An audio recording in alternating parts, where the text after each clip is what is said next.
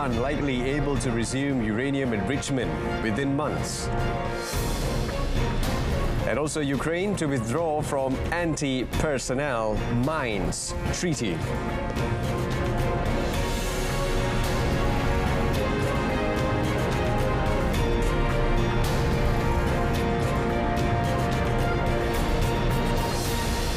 Good afternoon and Salam Malaysia Madani. You are watching World Today. UN nuclear watchdog chief Rafael Grossi says Iran likely will be able to begin to produce enriched uranium in a matter of months, despite damage to several nuclear facilities from US and Israeli attacks. US President Donald Trump insisted Iran's nuclear program had been set back decades. Iranian Foreign Minister Abbas Araghchi says the extent of the damage to the nuclear sites is serious, but the details are unknown. However, Grossi, the Director General of the International Atomic Energy Agency, said some is still standing. They can have, in a matter of months, I would say, a few cascades of centrifuges spinning and producing enriched uranium, or less than that. But as I said, frankly speaking, one cannot claim that everything has disappeared and there is nothing there. It is clear that there has been severe damage, but it's not total damage. For now, Iranian lawmakers voted to suspend cooperation with the IAEA, and Tehran rejected Grossi's request for a visit to the damaged sites, especially Fordo, the main uranium enrichment facility. An Israeli strike on Tehran's Evin prison on 23 June during the 12-day war killed at least 71 people, days after a ceasefire ended hostilities between the two arch foes. Iranian judiciary spokesperson Asghar Jahangir said the strike destroyed part of the administrative building at Evin, a large, heavily fortified complex in the north of Tehran, which rights groups say holds political prisoners and foreign nationals. According to Jahangir, the victims at Evin included administrative staff, guards, prisoners, and visiting relatives, as well as people living nearby. The judiciary said that Evin's medical center and visiting rooms had been targeted. A day after the strike, the judiciary said that the Iranian prison authority had transferred inmates out of Evin prison without specifying their number or identifying them. The inmates at Evin have included Nobel Peace Prize laureate Nargis Mohammadi, as well as several French nationals and other foreigners. Iran's parliament has voted to ban the use of Starlink, the satellite internet service operated by Elon Musk's SpaceX. Under the law, violations could be punished with fines, flogging, or up to 2 years in prison. It is unclear how widely Starlink is used within Iran. However, the cost of the service is likely beyond the reach of most households. Starlink is one of the few tools available to Iranians during state-imposed internet blackouts, such as those recently enforced during the war with Israel. The parliament also passed a measure to increase penalties for espionage. Under the new law, operational cooperation with foreign entities could be punishable by death. The legislation did not define the term, but observers see it as a further attempt to intimidate dissenters and critics of the regime. Both decisions still require a sign-off from the Guardian Council, a powerful constitutional oversight body. Such approval is typically a formality. There it is. Russia used hundreds of drones, cruise and ballistic missiles to attack western, southern and central Ukraine overnight, damaging homes and infrastructure and injuring at least 12 people. Since its invasion in February 2022, Russia has launched near-nightly bombardments of Ukrainian towns and cities. The sounds of explosions were heard in Lviv, Poltava, Mykolaiv, Dnipropetrovsk and Cherkasy regions. The Ukrainian military said 477 drones and 60 missiles were used during the attack. According to the Ukrainian Air Force, it had intercepted 475 of the drones and 39 missiles. 6 people, including 1 child, were injured in the town of Smila in the central Cherkarsi region. 3 multi-story buildings and a college were damaged in the attack. The governor of the Lviv region in the west of the country said the attack targeted critical infrastructure. However, he did not report on the aftermath. Talks on ending the war have stalled, with Kyiv accusing Moscow of wanting the war to drag on. Ukraine's President Volodymyr Zelensky has signed a decree on the country's withdrawal from the Ottawa Convention, which bans the production and use of anti-personnel mines. The Ottawa Convention bans signatories from acquiring, producing, stockpiling or using anti-personnel mines, which are designed to be buried or hidden on the ground. In a video message to the Ukrainian people, Zelensky highlighted that Russia was never part of this convention, including in the war with Ukraine. A senior Ukrainian lawmaker, Roman Kostenko, said that the parliamentary approval is still needed to withdraw from the treaty. Russia has intensified its offensive operations in Ukraine in recent months, using significant superiority in manpower. Landmines often leave victims mutilated if they are not immediately killed, and unexploded mines cause long-term risks for civilians. More than 160 countries and territories are signatories to the Ottawa Convention, though neither the United States nor Russia have joined. To enter into force, the decision still must be ratified by the Ukrainian Parliament and notified to the United Nations. The withdrawal would normally come into effect 6 months after the notification. U.S. senators were inching on Sunday towards a vote on Donald Trump's Big Beautiful Spending Bill, a hugely divisive proposal that would deliver key parts of the U.S. president's domestic agenda while making massive cuts to social welfare programs. The U.S. president has pushed his party to get the bill passed and on his desk for him to sign into law by 4th of July, the United States Independence Day.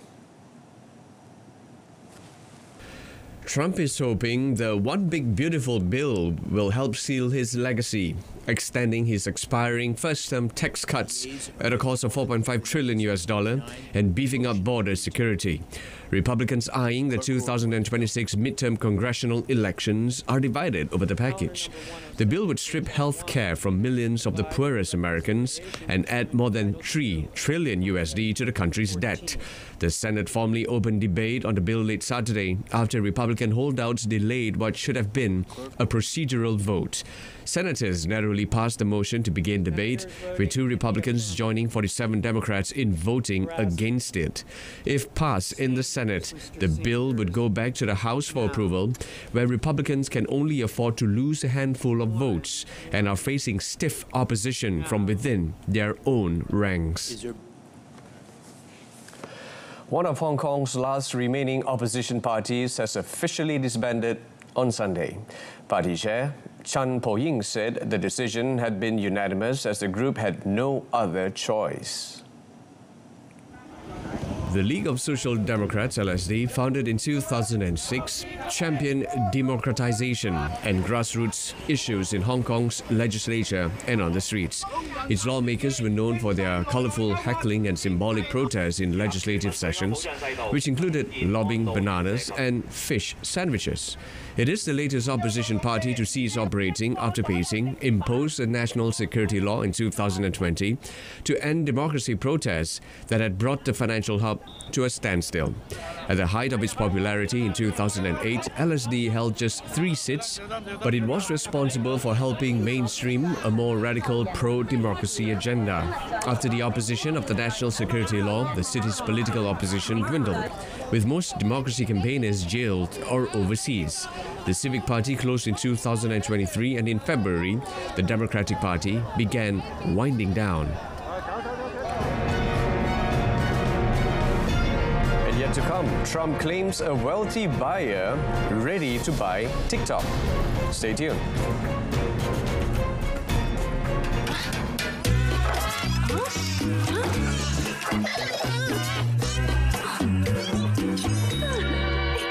Guna mentol jimat tenaga untuk lebih jimat.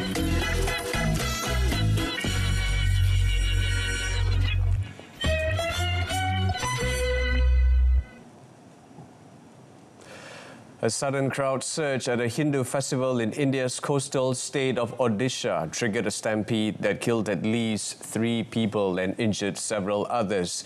Thousands of devotees had gathered near Gundicha temple in the city of Puri for celebrations of an annual Hindu chariot festival. Local media reported that several other festival goers were injured, but the officials could not immediately confirm. Odisha Chief Minister Mohan Charan Maji said the tragic incident occurred due to the overwhelming rush of devotees. He noted that he had directed an immediate investigation into the safety lapses and exemplary actions will be taken against those responsible. Deadly stampedes and crowd crushes are a common occurrence at Indian religious festivals. In May, 6 people were crushed to death in the state of Goa after thousands gathered for a popular fire walking ritual. And in January, at least 30 people were killed in an early morning crush at the Kumbh Mela, a Hindu mega festival in the northern city of Prayagraj.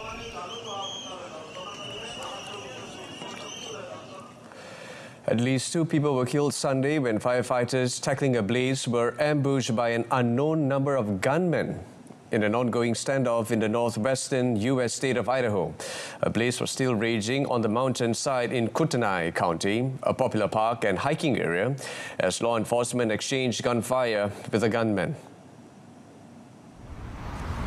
Sheriff Robert Norris said the attack was carried out with high-powered rifles, stressing that the goal of law enforcement was to track the assailants down and shoot on sight.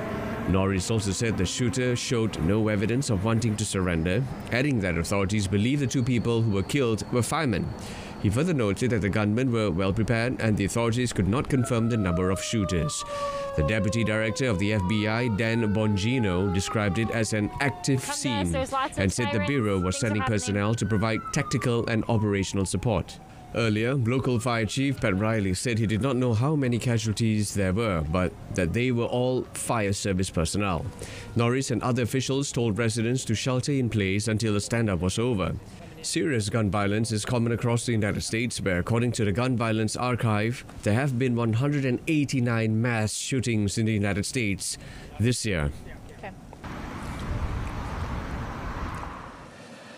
Thousands of protesters blocked major roads in Belgrade and other Serbian cities on Sunday as demonstrations calling for snap elections continue into a second night following Saturday's huge rally in the capital.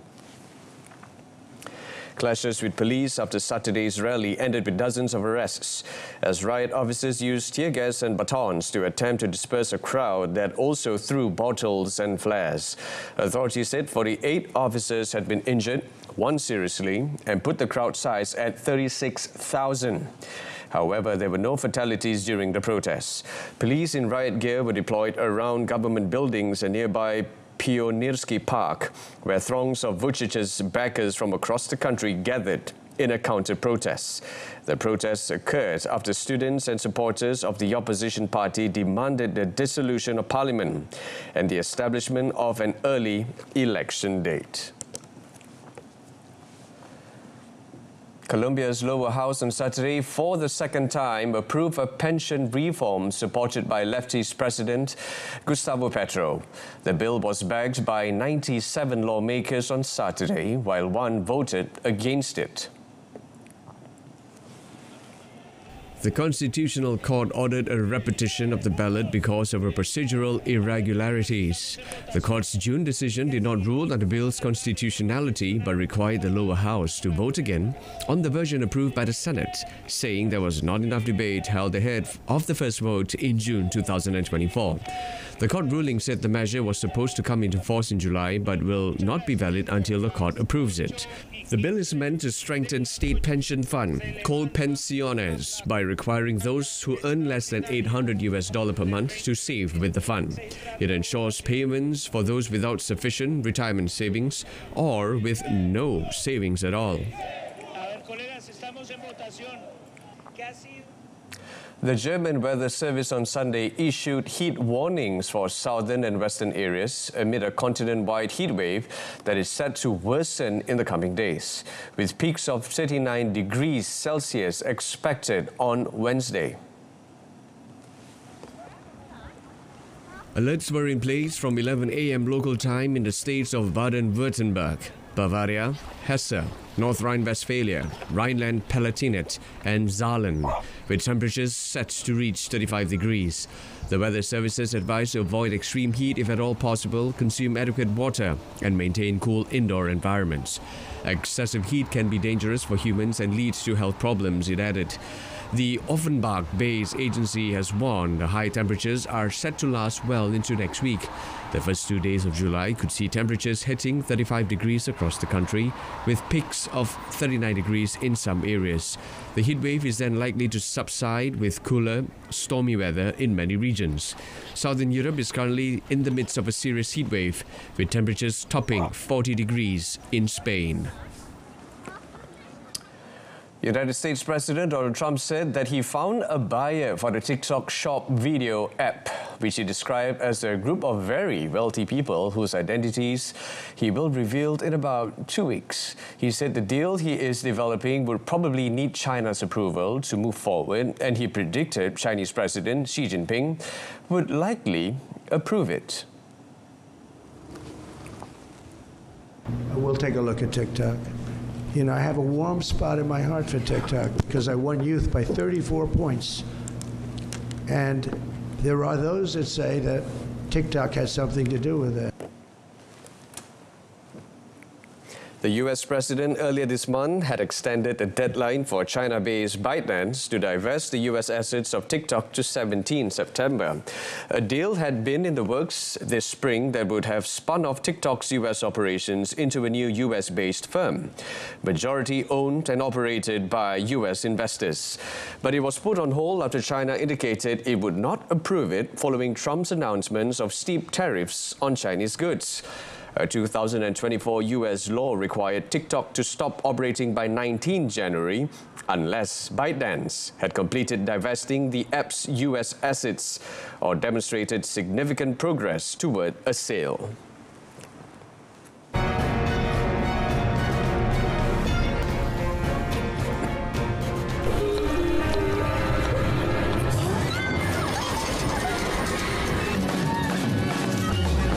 Elektrik 5 bintang memberikan perkhidmatan 5 bintang.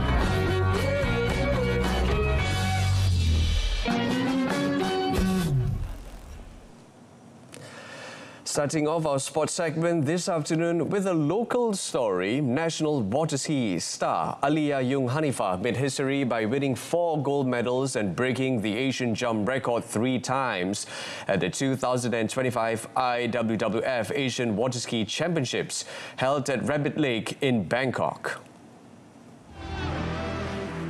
The 21-year-old dominated the Women's Open category for the 3rd consecutive time following similar clean sweeps at the 2019 and 2022 editions. Aliyah's outstanding performance helped Malaysia clinch the overall team title for the first time ever, ahead of Japan and South Korea. Aliyah's brother, Aiden, also impressed by winning 2 gold medals in the men's tricks and overall events, setting a new national record of 5,700 points in tricks. He also secured 2 bronze medals in the slalom and jump events. Meanwhile, another brother, Adam, contributed a bronze in the men's tricks event. Malaysia returned home with a total of 7 gold medals from the championship, which ran from 24th to 29 June.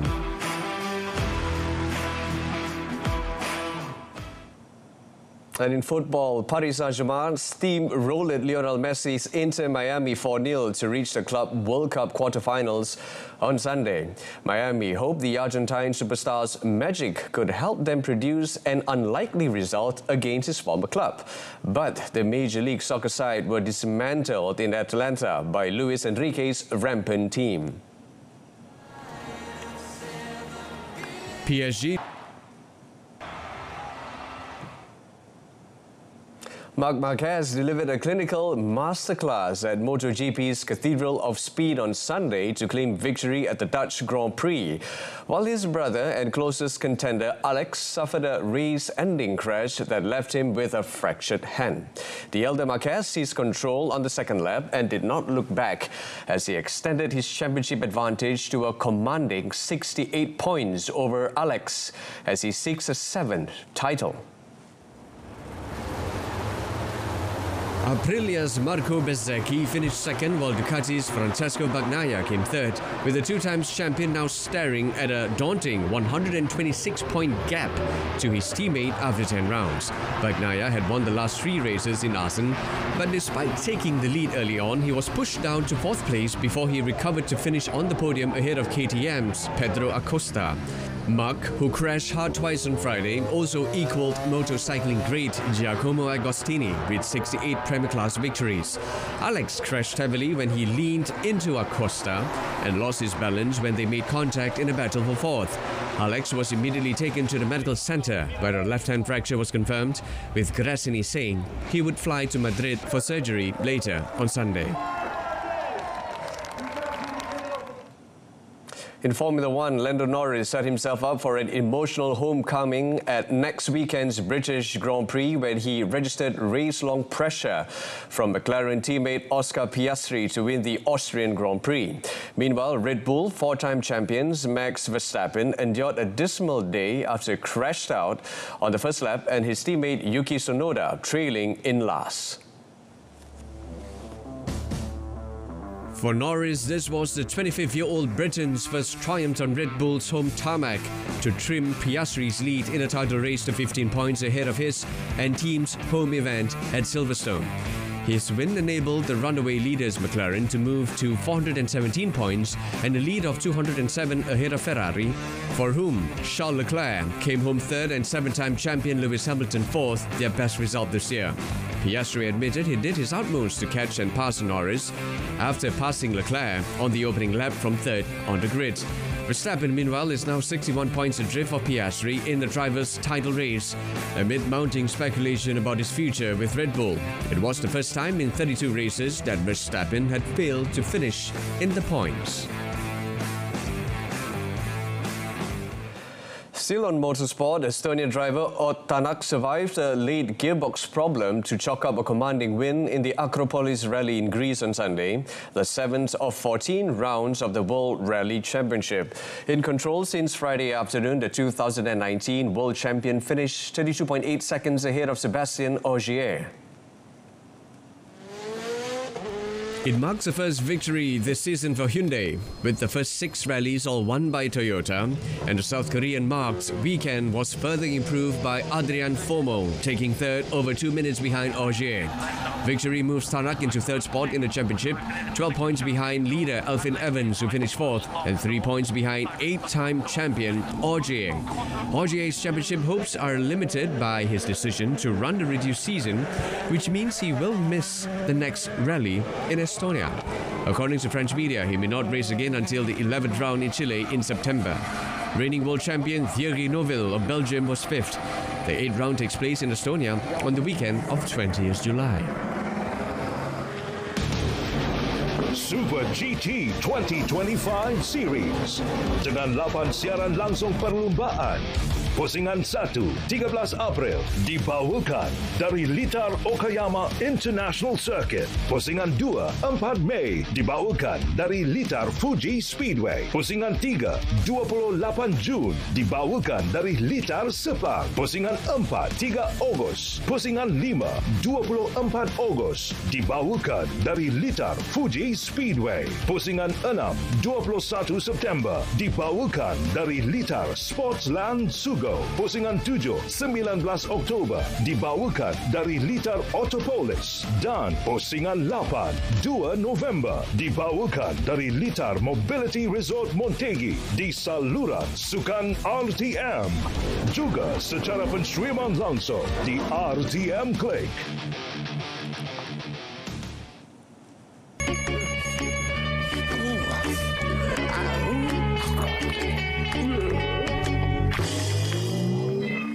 Tingkap dan pintu untuk kekal dingin dan lebih jimat.